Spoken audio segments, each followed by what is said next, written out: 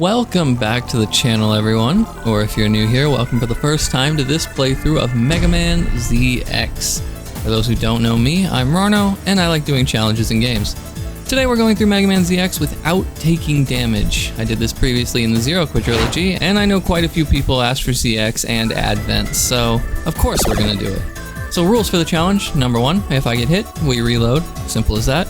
Number 2, since we've been trying to go for 100% in all the games, we need to of course get all achievements. We're getting closer and closer to finishing out the ZX collection, so we can't stop now. Yes, this is the ZX Legacy Collection. Sue me. Number 3, all items in the game. This will include all the biometals, discs, healing items, everything. And yeah, I think that about covers it, so I do hope you all enjoy Mega Man ZX Damageless. We're going to start off with a bit of backstory. So for those who don't know, this game takes place about 200 years after Zero saved the world from Dr. Vile back in Zero 4. We play as either Vent or Ale, a couple of glorified Amazon workers who lost their parents during a Maverick attack. For the purposes of this playthrough, I'm choosing Ale because she's a 10,000 times more interesting character, and that extends to our choice of character in Advent. Though I should mention that Vent and Ale do indeed coexist in the timeline, which is pretty cool. We start off this journey as an underpaid Amazon worker who's set to deliver a package to the Guardians. They're basically the modern day Resistance in a way. Ale gives us a little backstory and laments that 10 years ago the security forces of the city couldn't save her mom.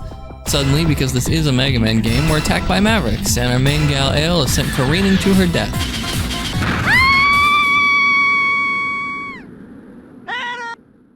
So I do hope you enjoyed this video, and if you have... Oh.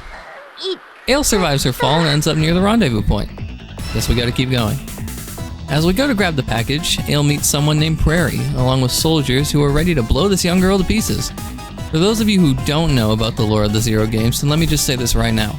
This little girl right here I mentioned back in Zero 3, I told you she would be a very important character in the future, and that's because Prairie and Alouette are one and the same.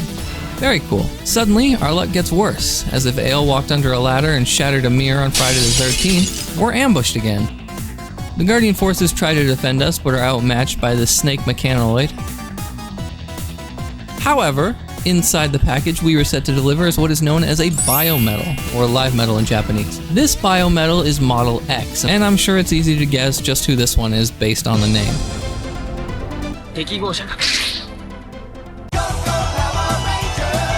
Ale uses the Biometal and does what is called a Mega Merge, where she inherits the abilities of the Biometal she uses it with. Apparently, only a select few can do this, but we'll talk about that later. For now, just know we're basically Mega Man X. Ale blasts the Mechanaloid in its stupid face and it takes off.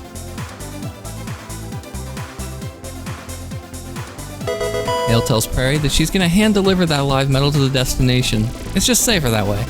And with that, we begin our descent into the world of ZX.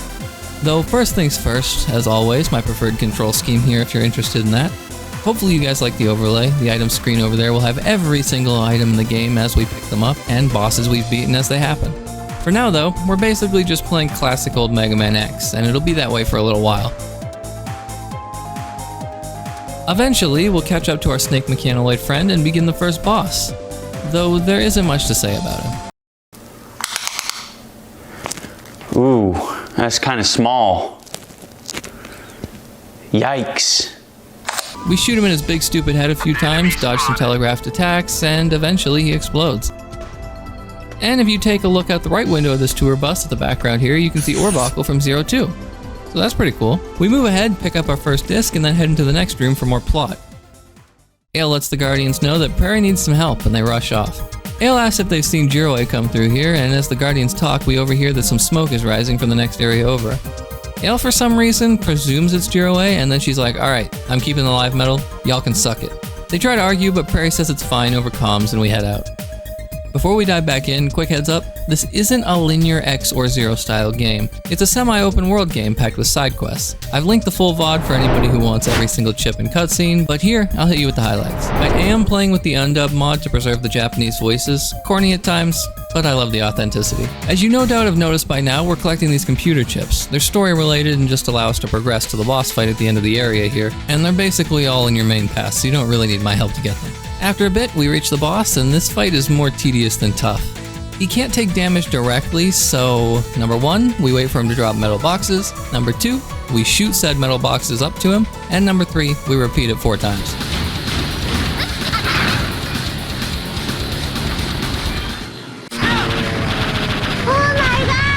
After we finish, Gelroid shows up and skewers the boss with his saber and reveals that he's actually the wielder of Biometal Model Z. Gotta say, love the design. With the visor and stuff, so cool. This is one of the many changed scenes between Ale and Vent's story that makes Ale so much more compelling to me. In Vent's story, Gelroid lies, "Oh, I just found out about the biometals," but here, he admits that he's been a guardian for a long time and asks Ale to join them. Bold of him, considering he's kept it a secret from her for 10 years. Gelroid says he'll wait out our answer at Guardian HQ, and Ale questions whether he was really here because he cared, or if he was only here because of his mission. We'll have answers soon, but for now, Prairie says we should turn in our mission, and we get to listen to this lovely beeping sound for when you finished a mission that needs turned in. Fun! We pick up our second mission before we can finish off the prologue, called Pass the Test. This mission involves us running around and talking to various guardians around the city. If I left this whole thing in here, it would take ages, so let's quickly go through the people we need to talk to. First into this building, second into this building here, and then we need to turn human to get to him, into this building for the third one, and finally in the next area over we can crawl through here and get to the last one. When we report in, the Guardian gives us a plushie and tells us we passed. Says to bring it to Prairie, which we do, and upon transferring in, we get an outside view of the base. Damn, they really upgraded since Ciel was last year, huh? We hand Prairie her plush, and this is where Mega Man fans would find out that Prairie is Alouette, especially after you see what the plush looks like. After grabbing a couple of discs, we meet in the command room and get properly introduced. Prairie is the commander of the Guardians, like her big sister before her. She briefs us on the Maverick Wars, the resurgence of the Mavericks they've detected, and how they recovered Model X from the lab of the Guardians' creator. Afterwards, they hired Gelroid Express to deliver it to HQ, and that's how we got our main plot before the game. She also expressly states that the live metals do house the souls of the heroes they're based on, so hooray! X and Zero live! Sort of. Before we go and get Model X scanned, I make sure to clean the Guardians HQ of discs for our collection, and we should have 19 now. After Model X gets scanned in the lab, Ale hears that Mavericks are amassing outside the outskirts of Area D.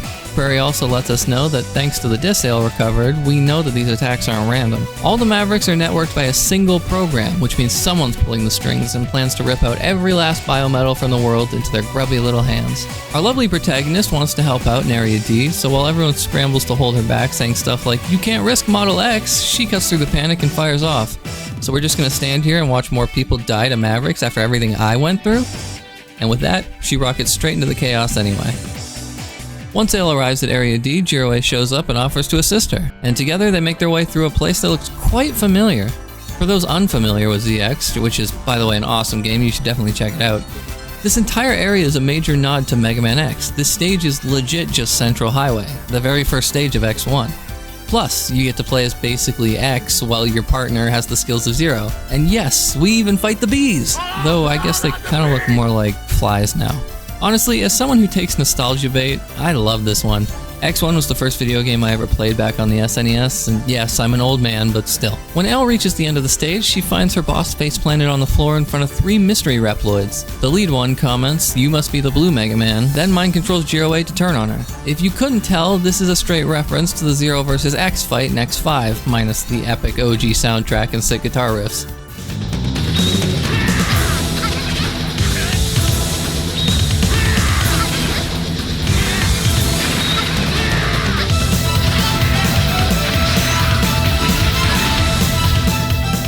Ale manages to hold him off, but Gelroid is struck down by the Raptoroid who made him go crazy in the first place. This guy's name is Serpent, and he's evil. Because of course the big dude named Serpent who reminds me of Sigma is evil. Serpent reveals he's the Model W Mega Man, Model V in the Japanese audio, and if it's not obvious by the design of the biometal or the model number, he holds Vile's power from the Zero series. The 2 other Raptoroids with Serpent are Prometheus and Pandora, their names being based on the moons of Saturn, but we'll learn more about them later on and in the sequel. Ale takes a swing at them, but Prometheus deflects her blast like it's a Nerf dart, then the evil trio drops some lore on her. Those who sync with biometals are the Chosen Ones, aka Mega Men, though this is the game that made me start to really appreciate the term Rockman more, since when Ale transforms she says rock on, which is kinda cool. Serpent taunts Ale that her weakness proves that not everyone deserves to be a Rockman, then rips Model X off of her like it's nothing. Pandora extracts the password data from Model Z and X, and then they leave Ale and Gelroid to bleed out. But Ael's saga isn't over. On death's doorstep, Gelroid makes the ultimate sacrifice and hands off Model Z to Ael, sacrificing himself to save her. With both biometals in hand, Ael does a double Mega Merge and becomes Mega Man Model ZX.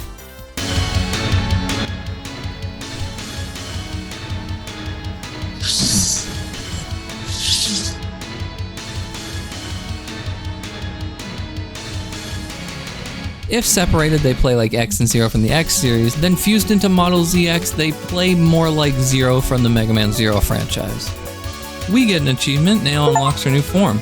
She immediately tries to speedrun her way into Serpent's face, but plot armor strikes again. Serpent, Prometheus, and Pandora all pull a classic anime exit before she can even land a hit, and right on cue, Slither Inc security shows up to mop up the Mavericks like it's a PR stunt. Prairie tells Ael to head back to Guardian HQ before she gets roped up into more nonsense, but Ael's like, nah, I'm in this now. She's ready to throw hands for the Guardians. Back at HQ, things get pretty heavy. Ael's racked with guilt, blaming herself for rushing in and getting Gelroid killed. Prairie comforts her, and then drops us some lore bombs. She reveals that Serpent's been using Model V to control the Mavericks. It's basically malware for the soul. Corrupts Raptoroids, humanoids, and apparently your childhood mentor. But here's the kicker. Serpent only has a fragment of Model V right now. Prairie puts 2 and 2 together and figures out Serpent's endgame. He's hunting down the 6 passwords encoded into the other biometals to unlock Model V's core and go full villain mode. So now we've got our mission. Collect the remaining 4 biometals and snag those passwords. And that means it's Maverick time, baby. 8 bosses, each split into 2 halves of a biometal. The game calls them pseudoroids, but I call them bosses you'll forget immediately after beating them. Here's the lineup. Hivolt, the Raptoroid, the token bird boss. Lurerre, the Abysroid, my personal fave. Not because of the fight, but because her voice is so damn cute. I swear if this is a guy again, I'm gonna be mad. Fistleo, the Predatoroid. Listen, if you're called the Predatoroid, you're not winning any popularity contests. How you doing? All right, how are you? Have a seat over there. Purprill, the Mandroid, a weird-ass monkey. That's about it. Hurricaune, the Wolveroid. Wind powers and claws. Basically, if Storm Eagle and Wolverine had a budget crossover. Leganchor, the Gelroid, a big metal jellyfish. I don't really know what else to say. Flammole, the Moleroid, a mole who's really into fire. Like, suspiciously into fire. And finally, Protectos, the Goreroid. Big, slow, shoots nukes at you, probably smells like gym socks and regret. You know, the usual. Alright, we're starting off by diving into Area E1 to snag our first biometal. I won't spoil which one it is just yet, but just know we're gonna spend 90% of this game glued to it like it's the only working limb in a zombie apocalypse. It's that good. We roll in with Model ZX slicing through a factory that, according to Prairie, should have been shut down a decade ago after a Maverick raid. But surprise, it's still churning out electricity like someone forgot to hit the off switch. There's not a whole lot to say about this area. We basically have the same powers we did in 02.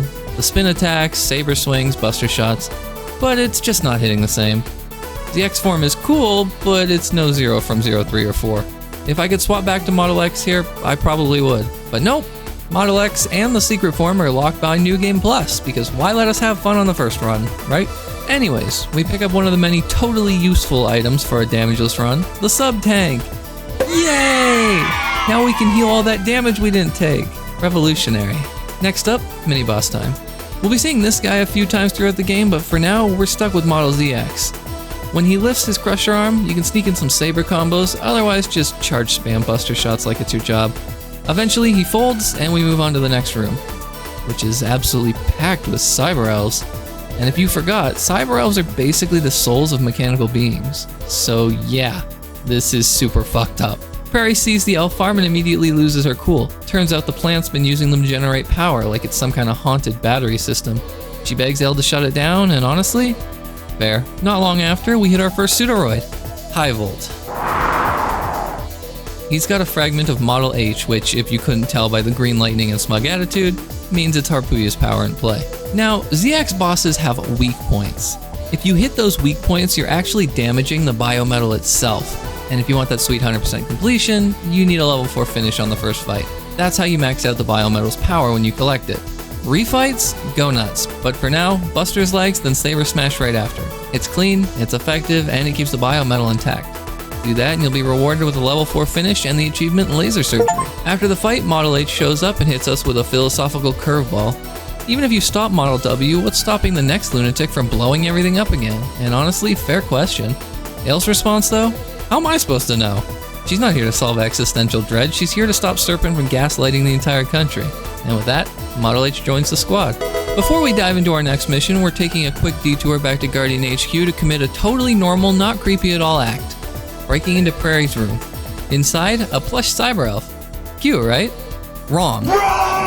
If you punch this thing for like 3 days, because of course you do, it coughs up a secret item, the legendary W tank.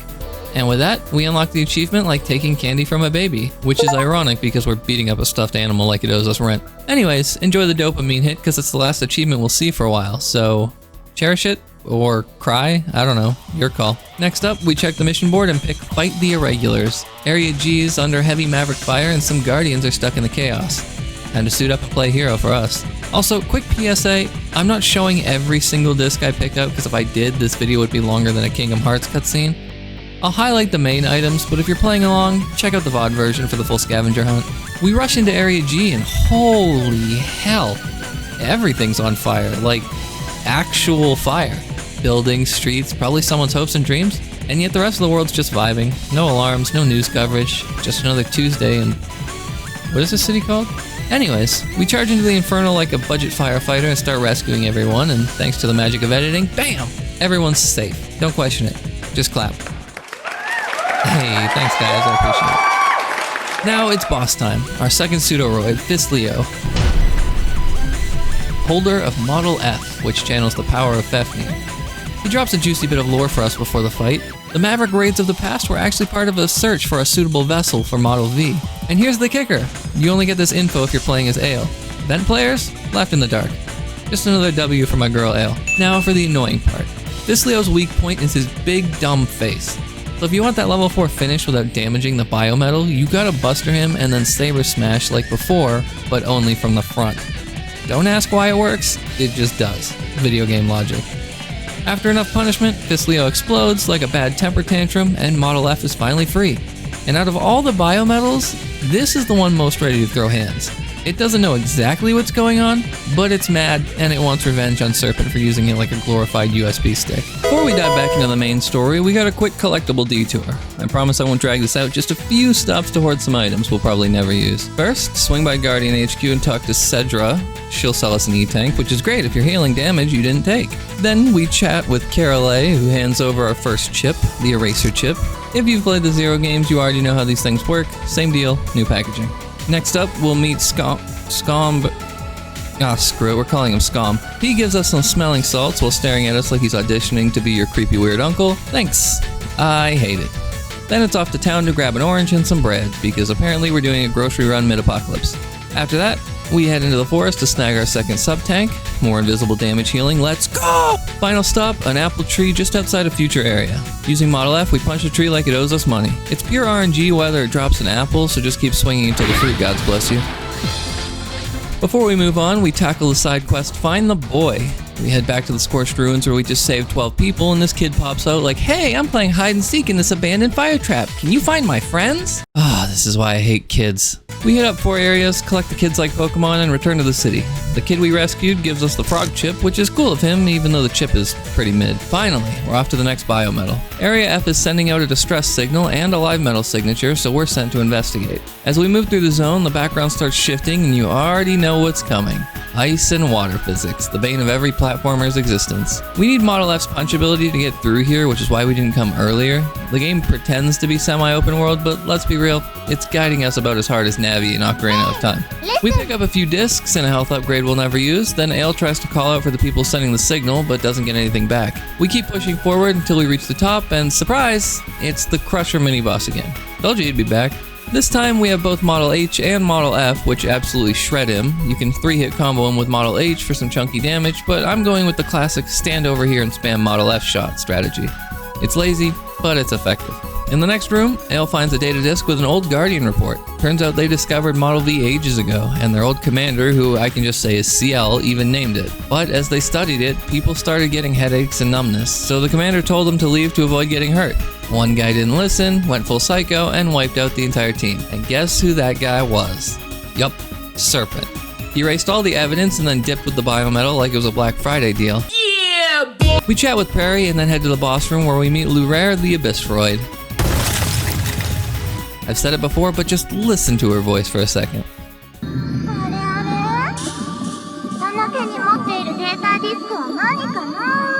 See what I mean? Adorable. Did mess up this fight here, but what you can do is use charge shots with Model F and she'll go down in 4 hits. She's a very easy boss, and this will also guarantee that you get the level 4 finish, so that's also nice. In the refight, I do end up doing this perfectly, but for now, I guess you'll just end up seeing how we take her down when I mess up real bad. After the fight, we claim the fragment of Model L based on our favorite Ice Queen, Leviathan. She's hyped to team up with Model Z and instantly joins the squad. Model L is honestly a blast to use. She's not great on land, like trying to sprint in Crocs, but in water, she floats, she builds ice platforms, summons her iconic ice dragons, though you'll see soon enough that she can be useful on land too. Next up, we're taking on the mission Secure the Live Metal. Our operator lets us know that the 4th Biometal is on the move and wandered into Area H on its own. Yep, that's the same door we passed near the apple tree earlier. And as soon as Ale steps in, you can tell she's not okay. This is the place where she lost her mom 10 years ago, and the trauma hits hard. As we move through the mission, we run into a Met, but not just any Met. This guy's been hitting the gym. He's massive. Thankfully, Model H's 3-hit combo deletes him faster than your browser history when your parents walk into your room, but when the Biometal doesn't pop out, Ale starts panicking and demands Prairie to find it ASAP. Prairie presses her on why she's freaking out, and Ale finally opens up that this is where she lost her parents. This is where I watched my parents die, Parappa. This is where you watch your parents die. Oops. Prairie hits her with some emotional support, reminding her that she's not alone. She has the Biometals, the Guardians, and even Gelroid watching over her. It's a solid pep talk, and Ale gets her groove back. Into the next room, we walk into a giant claw machine and get slapped in the face by RNG. We need a piece of candy for our item collection, but it's completely random when it drops. I sat here for about 4 minutes waiting for this thing to cough up a sugar cube. That is some peak gameplay. After that, we float over the next room using Model H's hover ability and reach the boss Purprill. Fun fact, he was one of the Mavericks involved in the attack 10 years ago, though Ale doesn't know that. Instead, the two of them just kind of scream at each other about whose bark this is, and let me tell you, Purprill is annoying. He jumps around like he's auditioning for Smash Bros and then throws bombs like confetti at a toddler's birthday party. Dodging him is a nightmare, and his weak point? His arms! You know, the giant flailing hitboxes he never stops moving. So yeah, just aim for the legs and pray. After the fight, Ale finds half of Model P, based on Phantom, and in true Phantom fashion, he's not happy about being used. He basically tells Ale thanks for taking care of the trash, since, you know, Phantom's whole vibe is loyalty to X and nothing else. If you're not X, or at least tangentially related to him, Phantom sees you as a walking disappointment, so this interaction is pretty on brand. We hit up the next trans server, and Prairie's like, get back to HQ ASAP. So, we do what any responsible protagonist would do and teleport straight into the chaos. HQ's under attack, Mavericks are everywhere, and we rush to the deck immediately to get swarmed. This is where Leviathan shines. Her freeze ability on land is chef's kiss. Locking enemies in place while we style on them? Yes please. But once that special meter runs dry, it's back to Model ZX for good old spin slashes. Not as flashy, but hey, it gets the job done. After mowing down waves of trash mobs, Prometheus and Pandora show up. We chase them through the base until we reach the reactor, where Prometheus decides, hey, it's time to test Ale. Cue the dramatic music. You'd think this fight would be intense, but it's not. Prometheus goes down in 3 hits. I'm not exaggerating. He drops faster than Cactank in 0-3. This is a blink and you'll miss it moment.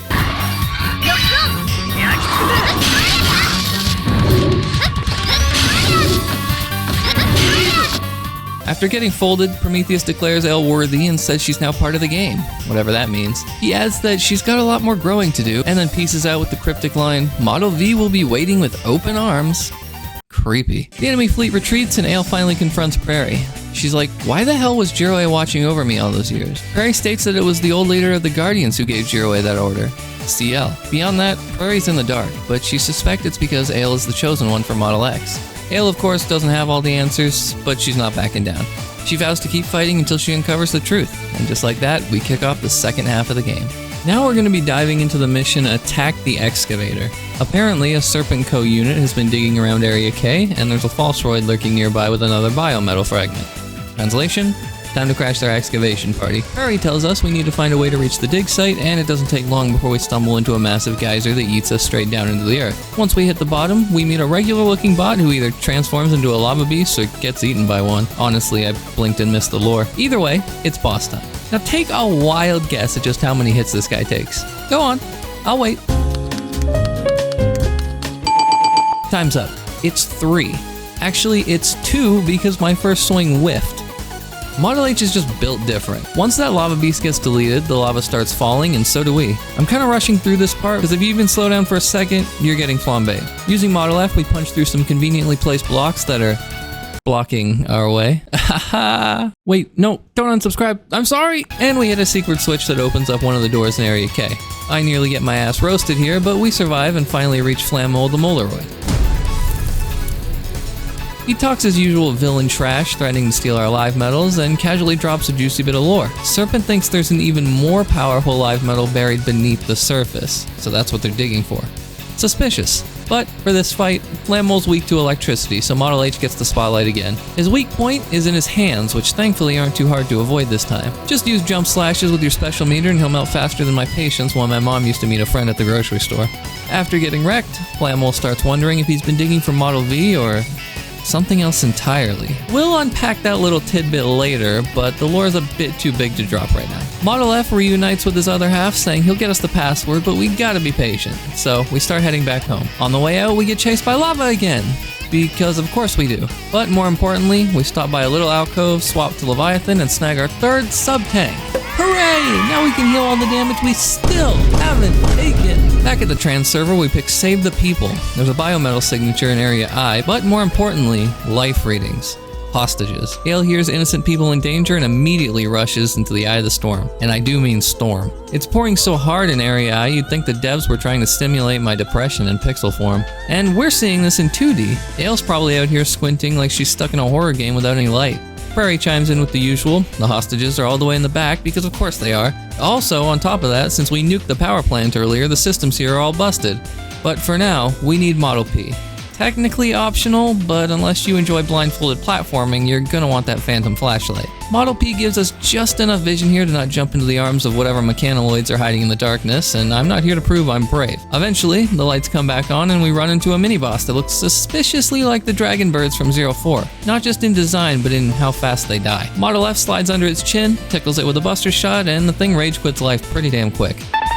Finally, we hit the part Prairie warned us about. Good thing Model H is basically a walking generator with attitude. Mostly for grabbing discs, but hey. Shortly after, we meet Hurricaune the Wolveroid. Wolveroid. I don't even know if that says Hurricane.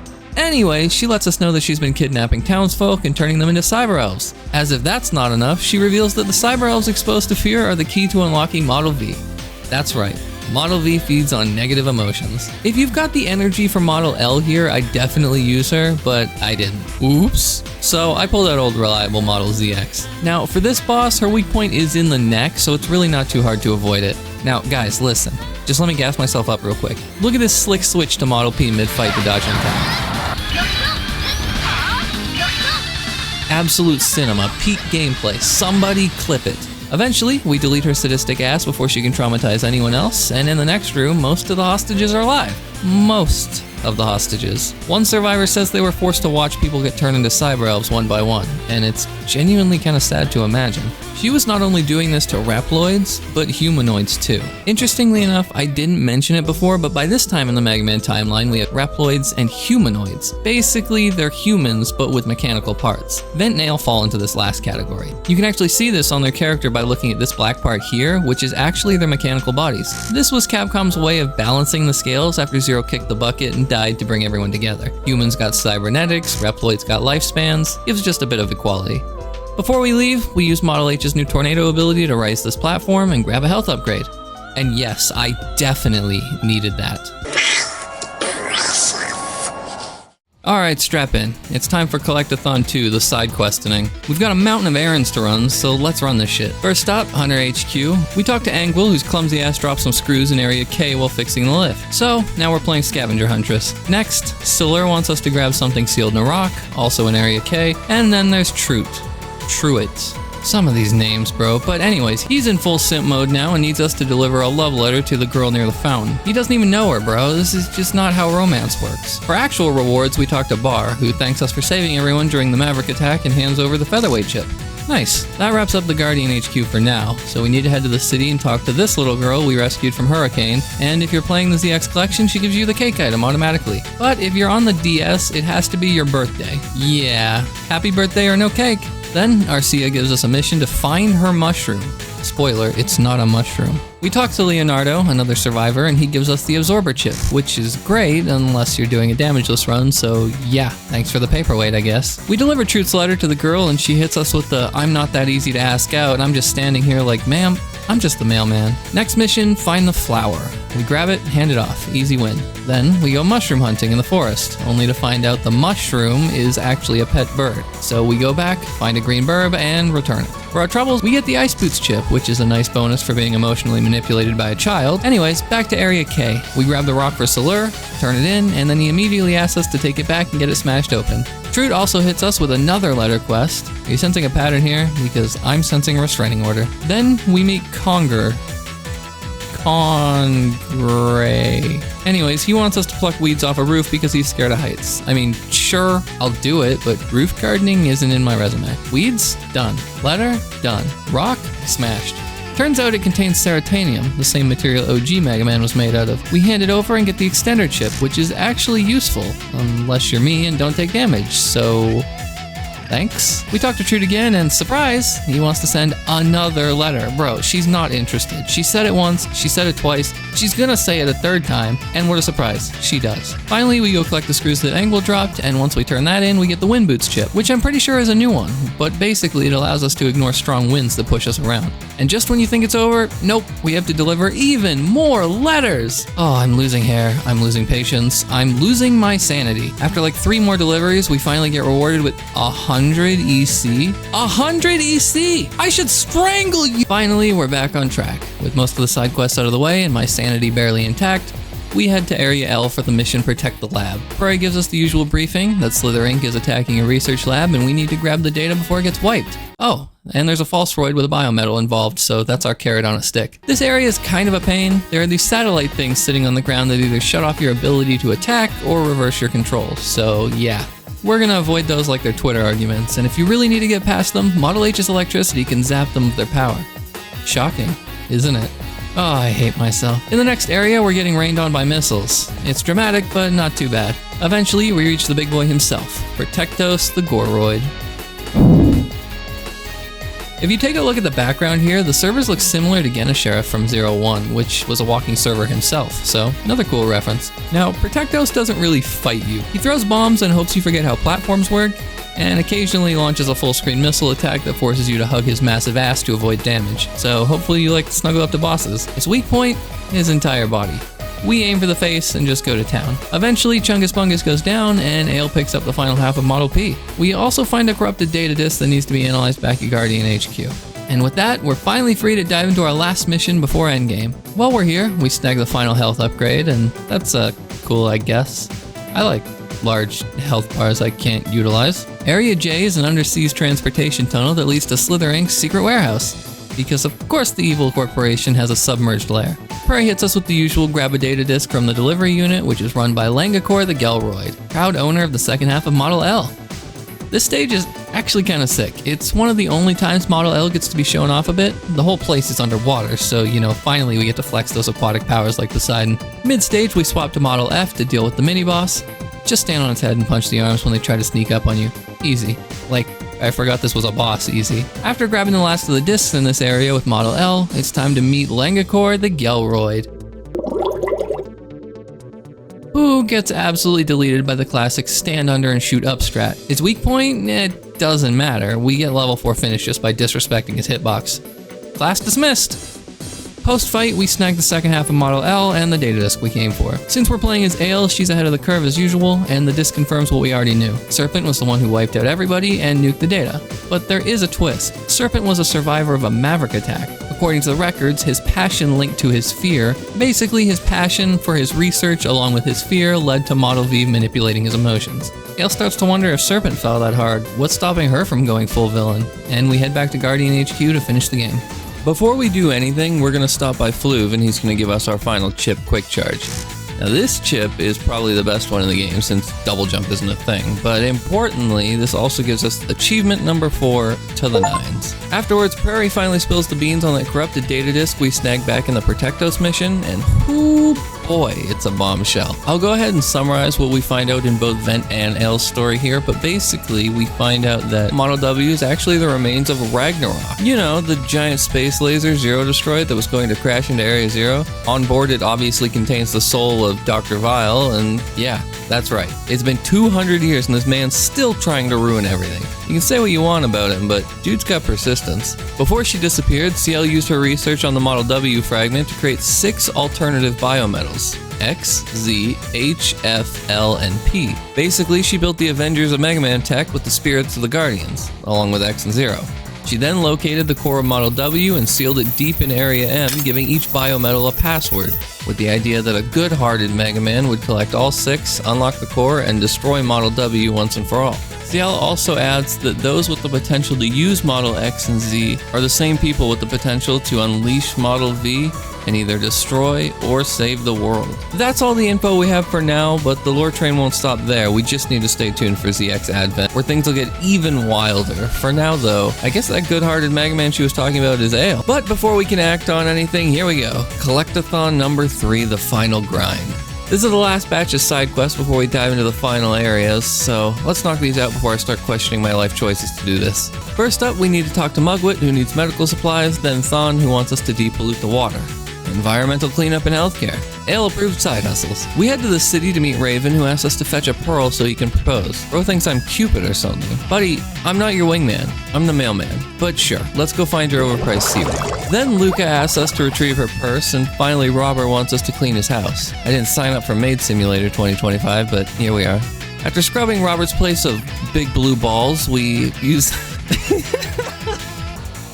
After scrubbing Robert's place of big blue balls, we use the secret room above the fountain to shut it off and unlock a hidden area underneath. It only leads to a disk and a trans server, but I'm mentioning it now so nobody floods the comments with "You missed the secret fountain" messages. We turn in the cleaning quest, grab Luca's purse, clean the lakes, and head for Area F to snag Raven's pearl. Then it's off to Area I for the first aid kit.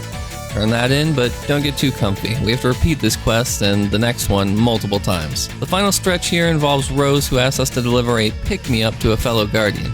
We do it, she asks again and again, alternating with the first aid kit runs like we're stuck in a fetch quest time loop. Eventually, finally, they stop asking us for favors and we're rewarded with the last and final sub-tank, rounding off our item collection with one last totally useful item. And that's it. We've officially 100% of the side quest grind. I've delivered letters, cleaned houses, fetched birds, and now I'm a certified guardian intern. Someone give Ayla a raise. She needs a break about as much as Zero did back in the quadrilogy. Finally, we're heading out to Area M, which means we're officially in the final stretch. Once we reach the gate, all 6 biometals use their passwords to unlock the dig site, where Serpent's busy trying to unearth one of the Model V cores like buried treasure.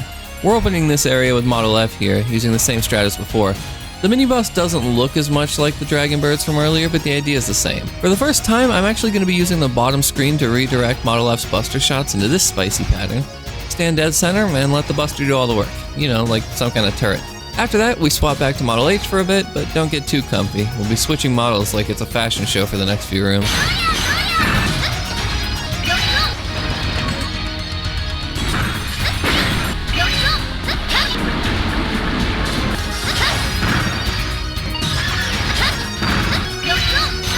Eventually, we come face to face with Serpent and the Model V core, but Serpent's not here for a heart-to-heart. He drops a cryptic line about Project Haven, 6 Pandora on us, and then dips. Pandora's fight is an absolute joke, just like Prometheus before her. This is where I finally get to flex probably the most broken move in the entire game, Model H's Tornado. You need both halves of Model H, and then you can press up on the D-pad while doing a charge special. You saw it earlier when I raised that platform, but now you'll see it melt Pandora like she's an ice sculpture in a furnace.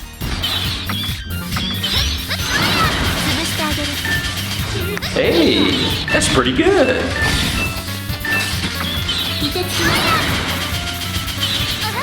Two tornadoes. That's all it takes and she's done. Just wait till you see what this move does to her in the next fight, or even Serpent himself. This tornado makes the rest of the game a joke. Well, besides a certain overpowered red jackass, but you know, we'll get to that when we get there. After getting deleted, Pandora drops one last edgy line that our efforts are meaningless. The wheel of fate is already turning. There's no point in rebelling. Blah, blah, blah. Classic villain nihilism. Before we listen to Prairie and head off to tackle the last area, there's something we do have to do. I've teased it a few times throughout the video. Maybe you caught the hints, maybe you didn't. But now, it's time to head for Area N. Early on, I mentioned a secret biometal. I even dropped a little teaser of the boss we're about to face. And now, finally time. I genuinely believe this might be the hardest Mega Man boss to ever exist. No exaggeration. We make our way through Area N, dodging those classic Mega Man platforms that love to spawn and despawn, and then we reach the door. Behind it is a boss so diabolical, so rage-inducing it made me cry. I've had bosses frustrate me before. I've rage quit. I've taken breaks, but this one made me question if I even wanted to play this game anymore. That's right. It's Omega. And you know what? I'm just going to shut up and let you watch. The fight may not look flashy, combos aren't really on the table here, but I'm still hella proud of this. 我はメシアなり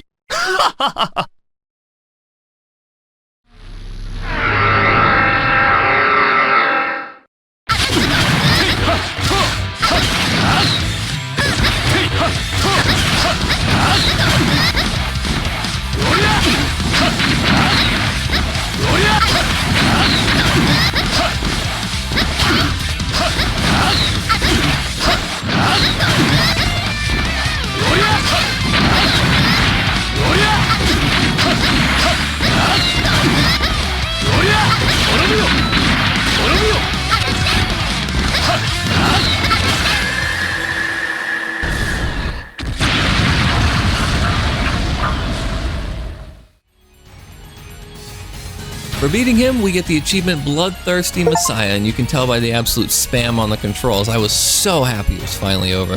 That fight took me forever, you have no idea. When it was finally done, I was so shaky, I almost hovered straight into the spikes using Model H on the way back. Peak gamer moment right there. Eventually, we crawl our way back to the start of Area N, and if you head down here into this hidden room, you'll find it. The last and final biometal, Model O. This is Model Omega, and it's absolutely cracked. Huge shame it requires you to actually beat the game before you can use it, especially after the emotional trauma you go through to earn it, but when you do get to use it, you unlock Model OX, which rocks Omega Zero Sprite from the Zero series. You get infinite special meter, and while it's active, you can fire max charge buster shots on every single shot, unleash rolling slashes like Zero, and have basically every single ability Omega's ever used depending on your button combos. Lore-wise, Model O is a total mystery. No one knows if CL had anything to do with its creation or if it was forged through some unknown means. It's just kind of there, radiating menace. He's just standing there, menacingly. Interestingly, Ale uses Model O in the ZX Advent manga, which is pretty badass. Makes me wish it was canon in game 2. Alright, we're in the final stretch. After surviving Omega, nothing is stopping me now. Prairie alerts us to some insane Maverick signatures coming from the western region of Area D. The readings are apparently so intense they can't even pinpoint Model V anymore. That's how you know shit's about to pop off. We rip through Area D like it's nothing and dive straight into Area O, plowing through every Maverick in sight. Leviathan's freeze ability is putting in work again, locking down enemies like crowd control, but we swap back to Model F for the mini-boss, and change up our buster trajectory like earlier, this time aiming downward. We stand on top of the boss's head, and let gravity and firepower do the rest. Easy clap.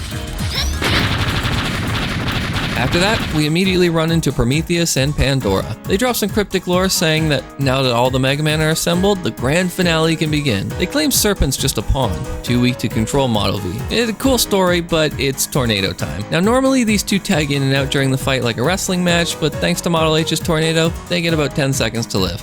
No tag outs, no second phase, just pure, unadulterated disrespect.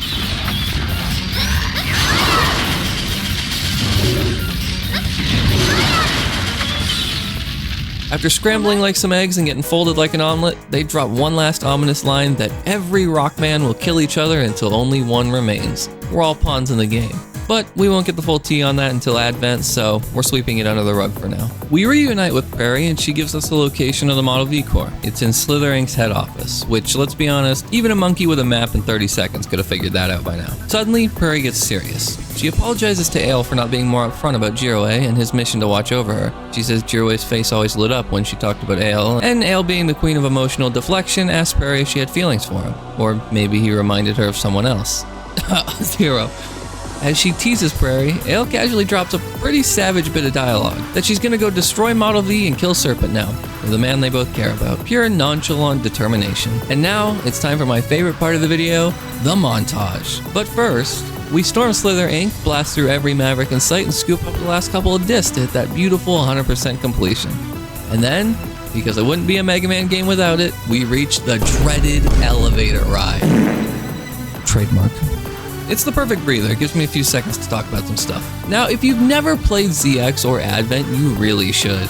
They're right up there with 03 and X1 as some of the best entries in the series for me personally. Tight gameplay, killer music, lore that actually slaps. Also, we got our level 4 finishes during the first boss fights with all the Falseroids, so now you get to sit back and enjoy watching their weak points get absolutely shredded during this montage. No mercy, no regrets. Alright, see y'all in a bit. Time to flex.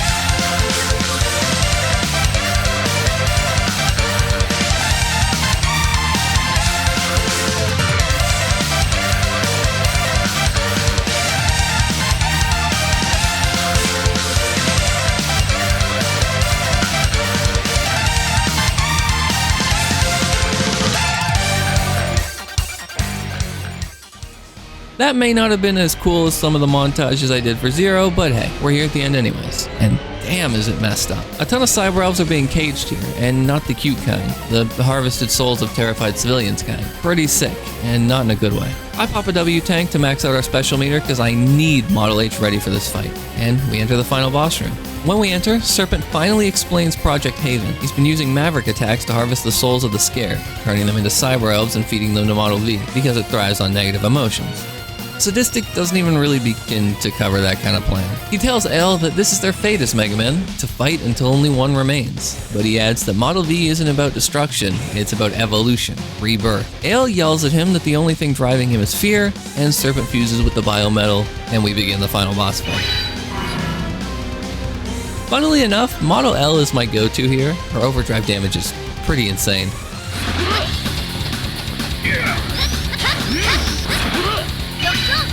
If he pulls out this attack though, I swap to Model P, spam kunai, and redirect it.